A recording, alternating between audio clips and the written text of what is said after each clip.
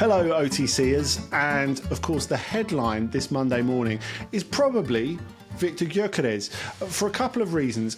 Probably the biggest reason is not the reason that he should be the headliner, because he reached 50 goals in a season for club and country for the first time this weekend. He scored 2 away at Estrela Amadora, both penalties, which took him to 51 club goals for the season. That's remarkable, and we'll come back to a little bit more about why that's remarkable in a minute. But we're talking about him also because of the reports, the widespread reports that Arsenal are now interested in him, presumably off the back of the arrival of their new sporting director, Andy Brassell, who had over a decade of mainly success at Atletico Madrid. Now, of course, he was responsible, or at least partly responsible, for the big reshape that Atletico had to their squad last summer. They signed a Nordic striker themselves in Alexander Sørloth, of course, Atletico, who they've mainly used off the bench in recent times.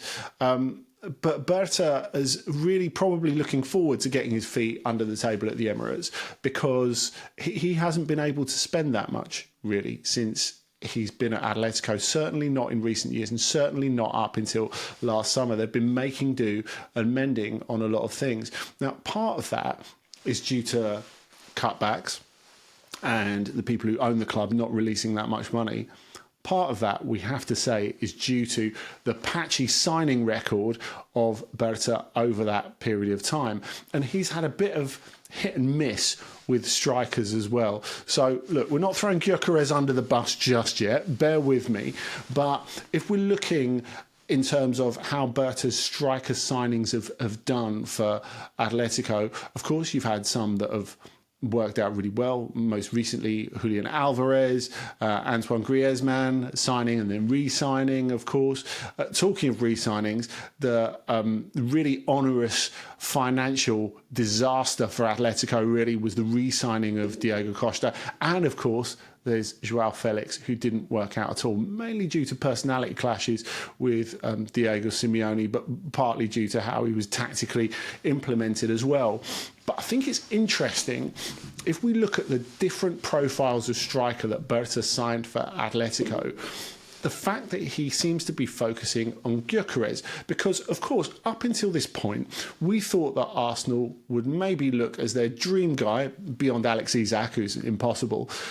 Their dream guy was probably Benjamin Šeško of RB Leipzig. And he ticks so many boxes for Arsenal. So he's a big penalty box presence, but he's an improving goal scorer. Whereas you might define Gyökeres by his goals, Šeško might come to be defined by his goals, but he's not been in his career so far. So if you ask people at Red Bull Salzburg, for example, they would talk about his all-round game being more complete than that of his predecessor, Erling Haaland. He's a very, very intuitive, intelligent striker who's gradually adding goals to his game, and his numbers have gone up and up and up for Leipzig since he's gone there, and especially this season. So a very different striker from Gyökeres. And I guess people looked at Gyökeres and thought Arsenal were maybe not that interested in him because they wondered if he would be a fit technically. Now, I think you've got to look beyond the numbers with Gyökeres. And, of course, the numbers are fantastic. We didn't just talk about the 51 goals this season. Let's talk about his whole club career for Sporting. That's 85 goals in 92 games, an extraordinary number. If we boil it down to this season alone, of his 51 goals that he scored for club and country, he scored 30 in Liga alone, which is an insane number. No one ever gets anywhere near that number in the Portuguese Liga. And bear in mind, the closest player to him, Samu of Porto, came very close to signing for Chelsea for 40 million last summer, has got half the amount of goals of Gyökeres. That's how far Gyökeres is ahead. He's not even played all the games. He's been carrying a thigh injury that has really struggled to go away over the last month or two. And for that reason, he's come off the bench 7 times, and he's missed a couple of games as well. So that is something that really underlines just how insane his numbers are. And, of course, that 30 in the Liga doesn't take in what he's done for Sweden with Isak, and we'll come back to that in a little bit as well. And also the Champions League hat-trick against Manchester City, which caught a lot of people's eyes.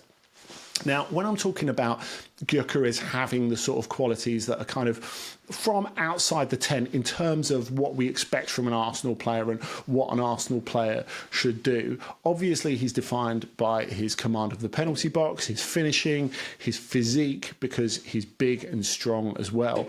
And I think the game that was most impressive of his in his opening season at Sporting was the Classical that he played against Porto just around Christmas, where Pepe targeted him, and Pepe thought, right, okay, I'm really going to rough you up and see if you're really ready to play at elite level. And in the end, the bullying didn't work at all. Gyökeres absolutely took him to the cleaners. And this, of course, was a Pepe of still a very good level right up until the point that he retired. Sporting won 2-0 on the night. Gyökeres was strong, fast. He runs the channels as well, and he does that so well.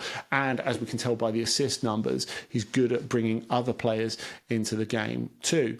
So that to me says that he's quite a nice combination for Arsenal in terms of a player who brings something a little bit different. So that penalty box presence and that cold-eyed goal scoring that they don't have at the moment. And, you know, it's not just about the volume of goals, it's about scoring goals in the big games. And Gyökeres has proven beyond doubt since he's arrived at Sporting that he is able to do that. But he's got enough about him technically to link with what Arsenal are trying to do as well. He's not going to be out of his depth technically, which I think is very, very important. But I think the goal scoring, the presence, the pace are all slightly different things. Now, of course, he's been closely linked to Manchester United as well. Before the arrival of Berta, I think most people around the Portuguese game thought that Gyökeres would end up going to Manchester United and reuniting with Ruben Amorim. Of course, they've got a fantastic relationship. Amorim's been hugely influential on Gyökeres' career because when no Premier League club would take a chance on him, when he was at Coventry, Amorim really badgered the board at Sporting to pay a record fee for the club of 20 million euros to get him on board, and what a great investment is proved to be. So you could understand why Gyökeres would want to work with Amorim again, notwithstanding the fact that he's probably far more likely to win trophies at Arsenal in the near future at least. But I think as well, we have to address some of the concerns about him coming from the Liga. I think people will rightly recognise that it's not as strong as the Premier League. But I guess there are a couple of riposte to that. Firstly, I think we look at the fact that Gyökeres has adapted to a number of situations, not just scoring goals in the Champions League against good opposition, but playing in a two with Alex Isak, who really is probably going to be the leading man of Sweden going forward. And wouldn't it be interesting if you had two absolutely elite level Swedish strikers becoming two of the best three strikers in the Premier League? But going back to Gyökeres himself, the fact that he can play in different systems with different players, that he can be the main man, that he can be subordinate, I think really taps in to how he should be able to adapt. Now, other people out there, naysayers, will look and say, well, hang on, you had, if we're talking about big strikers coming from ripping it up in the Liga in Portugal and not doing that well in the Premier League, Darwin Núñez is the obvious one in recent times. Of course, cost Liverpool in excess of 80 million euros and has been hit and miss, to say the very least. Now, I would say that there are a couple of things you have to take into account. Firstly, that Darwin is a very different type of player to Gyökeres. He was never a dead-eyed finisher in the same way. And if you go back to his first year at Benfica, which was interrupted by injury and illness, he only scored 7 league goals in that, whereas Gyökeres has just scored and scored and scored since he's arrived at Sporting. And obviously staying fit has been a huge part of that. So I guess bottom line, are we saying Gyökeres is a sure thing in the Premier League? I think we are. I think we have to. I think he would suit a number of clubs. I think maybe Chelsea should be in the mix for him as well. They maybe require that extra centre forward if they're not going to let Nicholas Jackson lead the line, excellent as he can be for the next 3 or 4 years.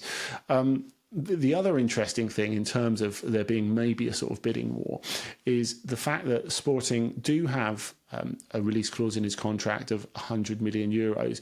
It's widely believed that they'll let him go for about 2/3 of that. So that would work out in pounds, I reckon about 57, 58 million pounds, which in the current market, and the fact, of course, that you won't be paying him on superstar level just yet, that feels like a deal that will really fit in with Arsenal and probably with a few other clubs who really have a need of the centre forward. So Arsenal now keen.